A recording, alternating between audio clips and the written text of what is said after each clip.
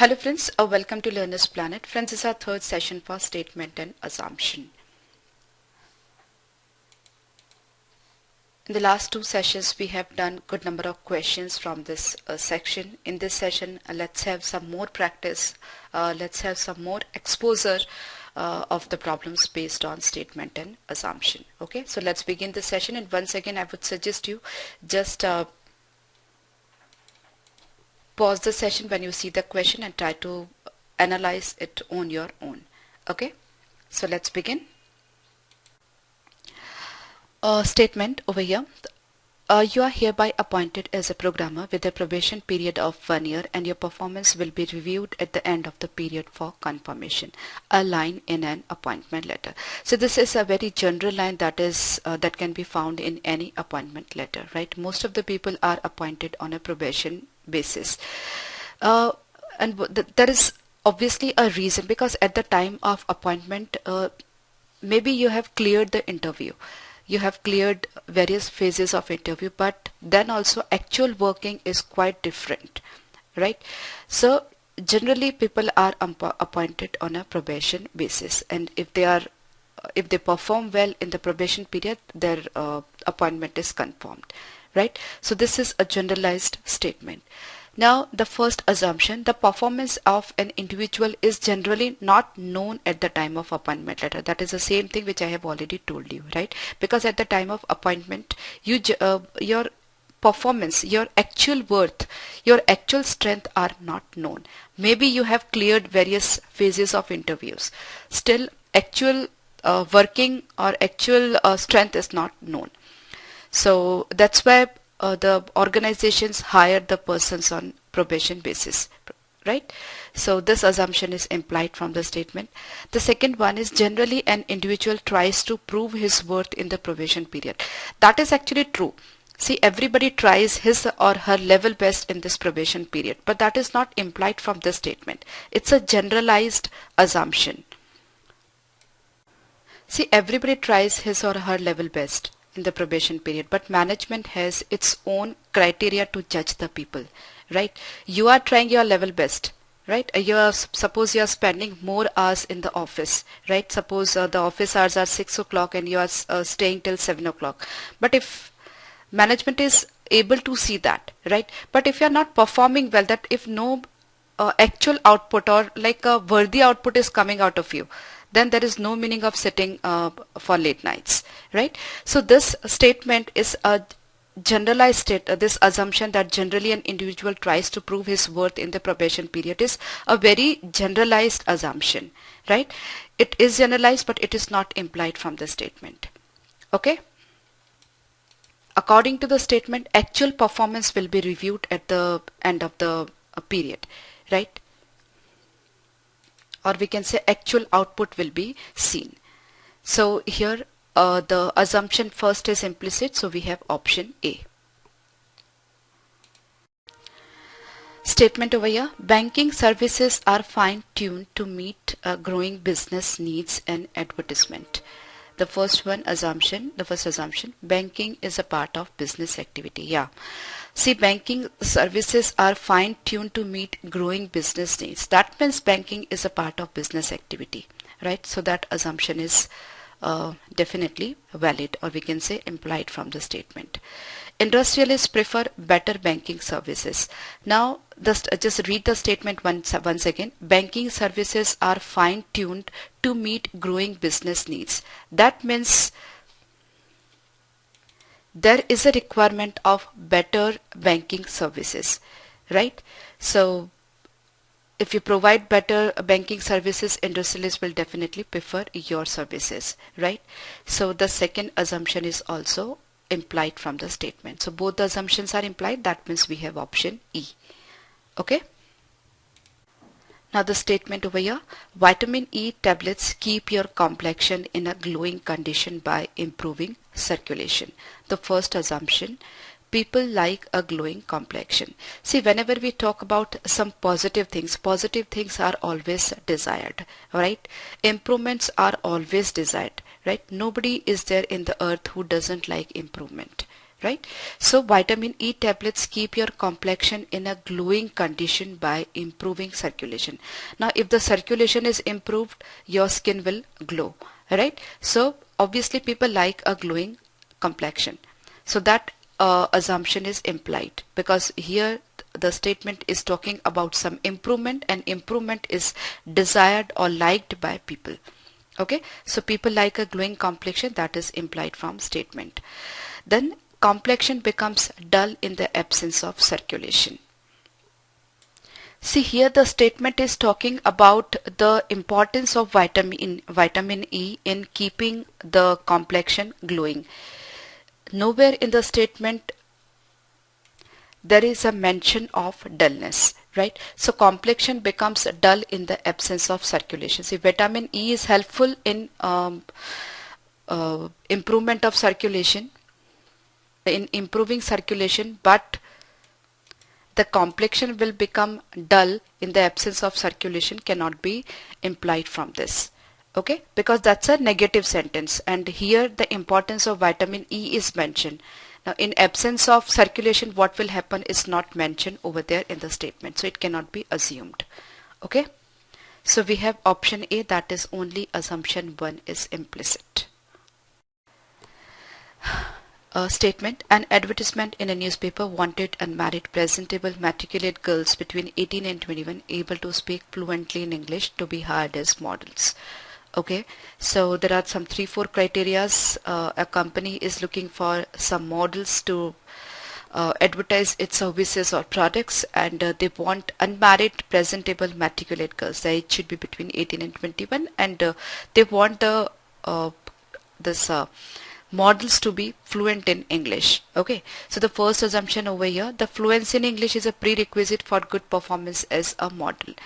See, if we see it differently as an individual apart from this statement, then obviously fluency in English is not a prerequisite for good performance as a model, right? Various advertisement we see on TV and newspapers where the models are not speaking in English at all. But according to this statement, they are asking for the persons who are able to speak in English. Maybe this company or are making advertisements in English. So if the models are not fluent in English, they will not be able to perform well, right? So according to this statement, this assumption is implied. That means they are looking for fluent persons, right? The persons who are fluent in English. So this assumption is implied. Height doesn't matter in performing as a model.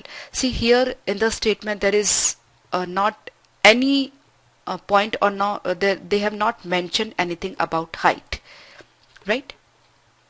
They are looking for unmarried, presentable, that means the person should look good, and matriculate, that means intelligent persons. There is nowhere any mention of height.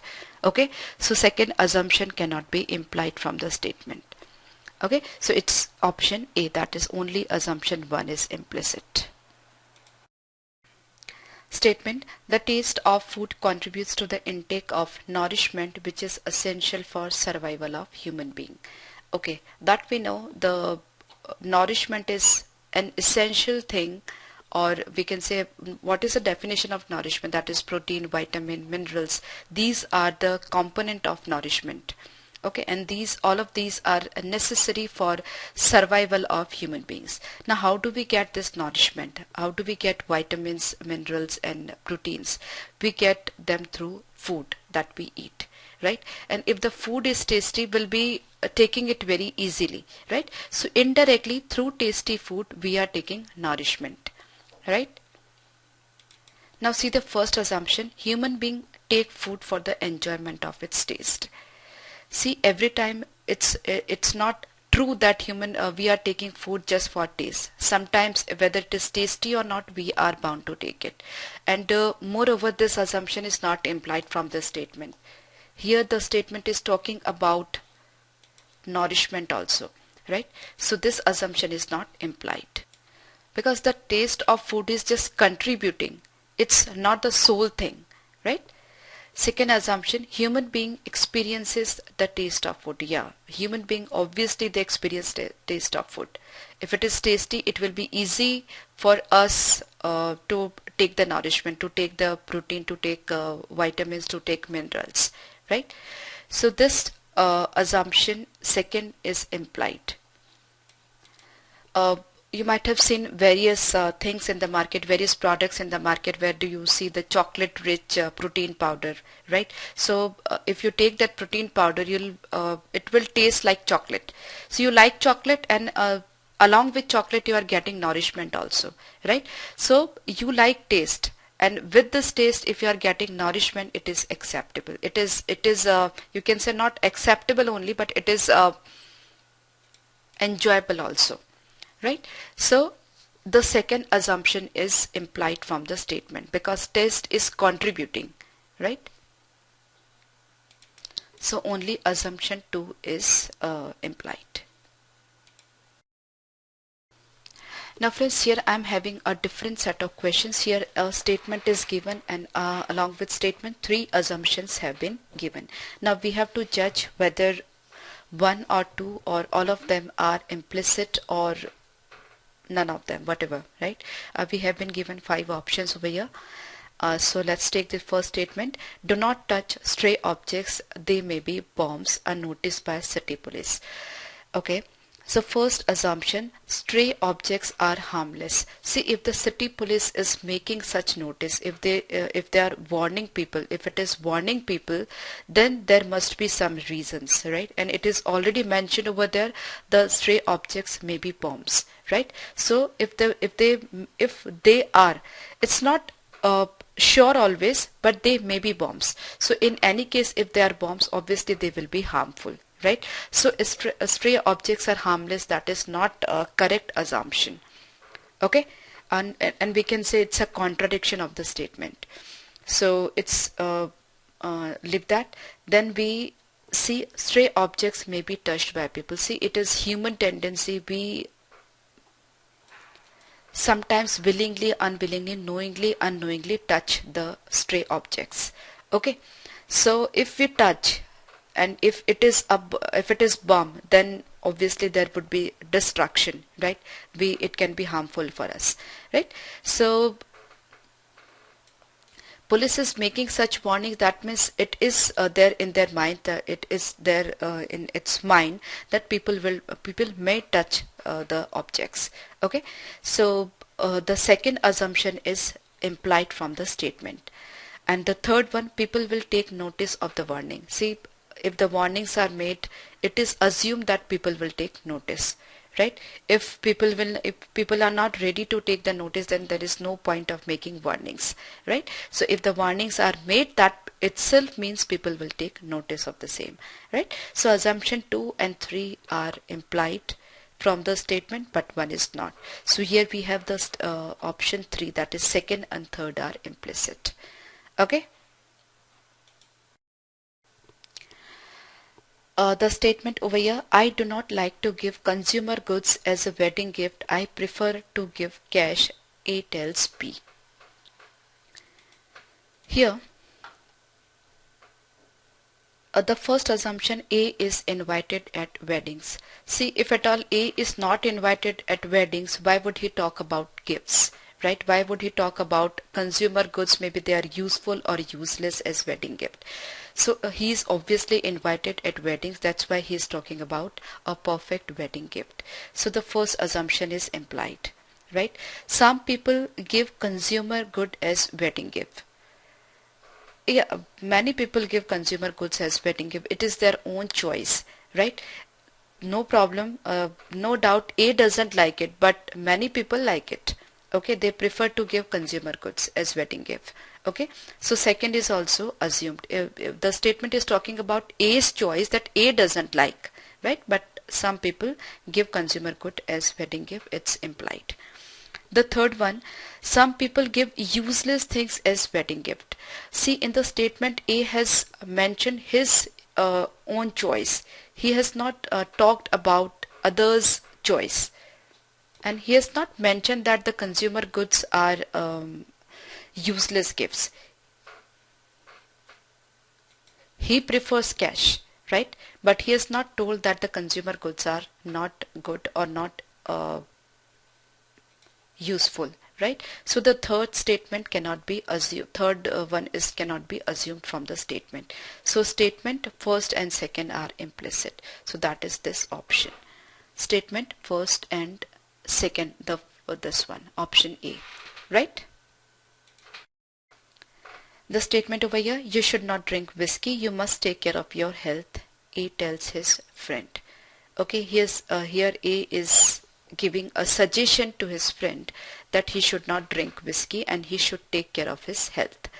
The first assumption, A knows about the ill effects of whiskey. Obviously, if A is knowing about the ill effects of whiskey, that's why he's giving suggestion to his friend. That's why he's telling his friend not to drink whiskey. Okay, so that assumption is valid, or it can be implied. It is implied from the statement. Now whiskey is intoxicating, the second assumption. See, in statement A has not mentioned anything about this, right? He has not told that whiskey is intoxicating. Okay, so it cannot be assumed from the statement. The third one is whiskey is not good for health. Now it can be easily assumed from the statement. What is telling his friend? You must take care of your health. And if at all you wish to take care of your health, you should not drink whiskey. That means whiskey is not good for health, right? So this assumption can be drawn, or this assumption can be made from the statement. Right? So first and third are implicit, but second one is not. So first and third are implicit, this option. Okay. Now the statement over here, I have decided to cut down on coffee. People tell me that caffeine is not good for health, A tells B. Now the first assumption, coffee contains caffeine. Now just read the statement carefully. I have decided to cut down on coffee. People tell me that caffeine is not good for health. Now he is cutting down on coffee and he is telling that caffeine is not good. That means obviously coffee is containing caffeine, or coffee contains caffeine. Otherwise, why should he cut down on coffee if caffeine is not good, right? So if he is relating the two things, that means coffee contains caffeine. So the first assumption is implied from the statement. Then people are correct in their views about coffee. Now A is taking decision because people tell him that caffeine is not good, right? That means he assumes or he believes that people are correct, right? Otherwise he should not take any decision. Just people say and he's taking the decision, it's not right. But he assumes, he believes that people are telling correct and they are giving the correct views about coffee. So second is implied. Second assumption is implied. The third one, B may also cut down on coffee. Here A has mentioned about his decision. He has given his views. He has presented people views. He has not mentioned anything about B. In this statement, nowhere there is a mention of B. Okay. So the third statement, the third assumption is not implied from the statement. The statement is about about A only, right? Not about B.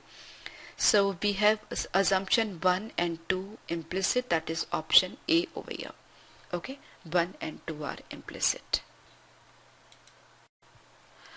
We buy used imported items, contact us at the earliest and advertisement. The first assumption, used imported items may not be useless. See, just read the assumption very carefully. Used imported items may not be useless, right? There is a difference between may and will, right? Used imported items are not useless, or used imported items may not be useless. There's a difference between the two, right? So all the imported items are useless. It's not true. Some imported items may be useful also, right? So we buy used imported items, contact us at the earliest. That means there is a confidence in the author's mind or in the advertiser's mind that he'll be getting useful imported items. The items may be useful for the advertiser, may not be useful for others, right? So used imported items may not be useless always. They may be useful also. So that is a easily implied assumption from the statement. Then there are people who are willing to sell used imported items. See, if the advertiser is a buyer, that means there must exist sellers. If there are no sellers, then there will not be buyers. If there are no buyers, there will not be sellers, right? So if there are buyers, that means there is a confidence in the mind of advertiser that there exist sellers. That's why he has put up the advertisement. Okay, so second one is also implied. So the second assumption is implied. The third, the advertisement will be read by people who may sell such items. Okay, so if you are giving an advertisement, that means there is a confidence in your mind that there will be a sellers in the market, right? And through any mean or by any mean, this advertisement will reach them, right? So if they have such items, they may sell, right? If they are not using it, maybe the items are useless for these persons, they may sell. Okay, so all the three assumptions are implicit. So all are implicit, this one. Okay, so we have done good number of questions in this session. In the next session, we'll be taking more questions based on statement and assumption. Friends, you must be observing that this section is really interesting and easy to attempt, right? You don't take much time to solve the questions based on statement and assumption, right? You just read the question, think a little, and just answer the question. Okay, so in your examination, you must attempt the question based on statement and assumptions. And we have discussed so many questions that we are going to discuss so many questions, right? And I'll be taking the questions from previous papers also. So we'll be in touch. Bye bye.